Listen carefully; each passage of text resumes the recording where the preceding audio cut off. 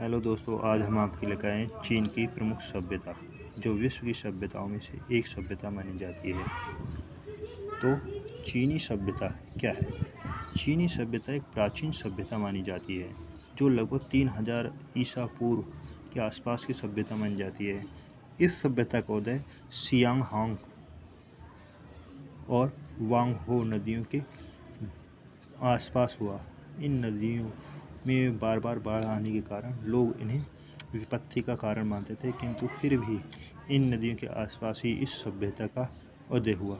माना जाता है कि चीनी इतिहासकार के अनुसार जो चीन का पहला शासक था वो फू सी चीन का पहला सम्राट था, जो लगभग 2852 ईसा पूर्व से लेकर 3738 ईस्वी तक शासन किया। और उसी के अनुसार उन्होंने वहाँ पर घर बनाना, जानवर पालना, शिकार करना आदि सभ्यताओं की उन्होंने नींव रखी।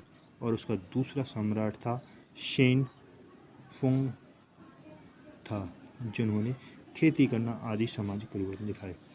तो इसकी मुख्य विशेषता पहली है सामाजिक व्यवस्था। चीन की जो सामाजिक व्यवस्था थी वो बहुत ही महत्वपूर्ण सभ्यता मानी जाती है, क्योंकि चीन की सभ्यता में लोगों का विश्वास सामाजिक शिष्टाचार और नम्रता के व्यवहार को महत्व देता था। उनके अनुसार चुनौतियों के अनुसार संसार का निर्माण पानुक ने 4 वर्गों में इसका वर्गों में बांटा गया है, जिसके प्रथम वर्ग में विद्वान, अध्यापक, शिक्षक, उच्च कोटि के लोग आते हैं। दूसरे वर्ग में किसान तथा तीसरे वर्ग में कारीगर और चौथे वर्ग में व्यापारी आते हैं। इस प्रकार इसकी सामाजिक व्यवस्था का वर्णन मिलता है। दूसरा पॉइंट हमारा धार्मिक व्यवस्था। चीनी विद्वानों का मानना है कि जो वहाँ के लोग थे वो एकेश्वरवाद थे तथा वो प्रकृति की पूजा करते थे। वो आकाश का देवता, वायु, पृथ्वी के देवता आदि देवताओं की पूजा पाठ करते थे। वहाँ के लोग अंधविश्वासी थे, वे भूत प्रेत और जादू टोने पर विश्वास रखते थे।